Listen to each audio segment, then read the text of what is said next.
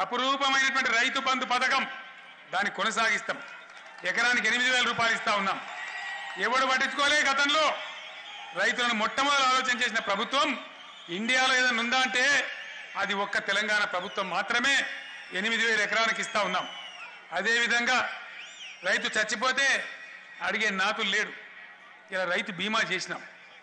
5 గుంటల రైతును కూడా 5 గుంటల భూమిని రైతు చచ్చిపోతే కూడా 5 లక్షల రూపాయలు ఇలా వస్తాయి. 10 రోజుల లోపలనే వస్తాయి. వాళ్ళ భార్య బిడ్డలు బజారు మీద పడే పరిస్థితి లేదు. అందువల్ల దయచేసి అభివృద్ధిని చూసి కండ్ల మంట పెట్టుకునే కాంగ్రెస్ కేవలం మళ్ళీ అధికారం రావాలంటే ఒక దుర్మార్గమైన ఆలోచనతోని అవాకులు చెవాకులు పేలుతా ఉన్నారు. నల్లగొండ ప్రజలు అన్ని రకాలుగా చైతన్యవంతులు. ఎంత ఘోరం అండి. ఆడపిల్లల పాపం బతుకమ్మ వస్తే పండగ చేసుకుంటారు. ఎవడు పట్టించుకోలే. మనం గౌరవించి 90 లక్షల చీరలు తయారు చేయించి వాళ్ళకి పంచమంటే వీళ్ళే కోర్టుకు పోయినారు. గూడూరు నారాయణ రెడ్డి అని భువనగిరికి చెందినోడు, ఇదే జిల్లా పాత జిల్లాకు చెందినోడు కోర్టు ఎలక్షన్ కమిషన్ ఫిర్యాదు చేసినారు.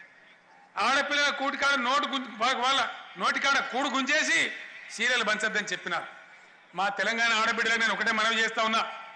ఎన్నికల కమిషన్ నిబంధన ఉండి మేము పంచకపోయినా, దసరా లోపల పంచకపోయినా మీకు గ్యారంటీ ఎలక్షన్ కోడ్ ఎత్తిన తెల్లారి మీ కాళ్ళ దగ్గరికి మళ్ళీ చీరలు తెచ్చి మీ ఊర్లో మీ చేతిలో పెడతాం. మీరేమి రంది పడద్దని చెప్పి నేను మనవి చేస్తా ఉన్నా. ఈ విధంగా రైతు బంధు చెక్కులు కూడా ఇయ్యద్దట.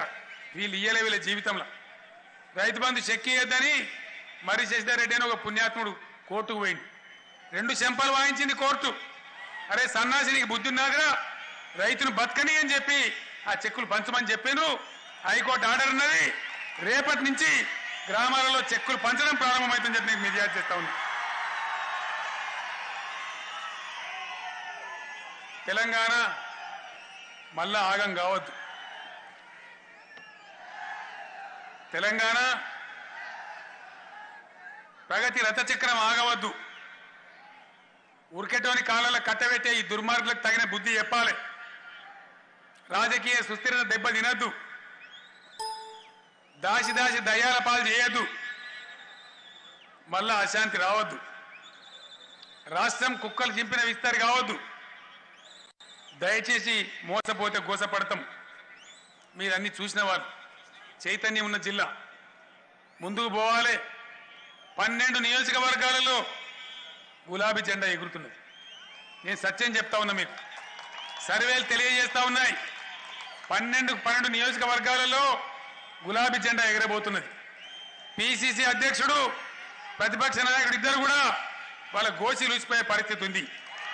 రిజల్ట్ మీరు చూడబోతారు. చాలా ఆశ్చర్యకరం. నిన్ననే ఓ కొత్త సర్వే రిపోర్ట్ వచ్చింది. 7 సీట్లు మజ్లిస్కు పోతే 112 నియోజకవర్గాలలో 110 నియోజకవర్గాలు గులాబీ జెండా ఎగురుతుందని చెప్పి నిన్న తీర్పు వచ్చింది. దానిలో నల్లగొండలో 12కి 12 గెలుస్తామని వచ్చింది. చాలా సంతోషం. దయచేసి నేను మీ అందరినీ కోరేది, చైతన్యవంతమైనటువంటి నల్గొండ జిల్లా ప్రజలు మీరు మిగతా తెలంగాణకు మార్గదర్శకం కావాలి.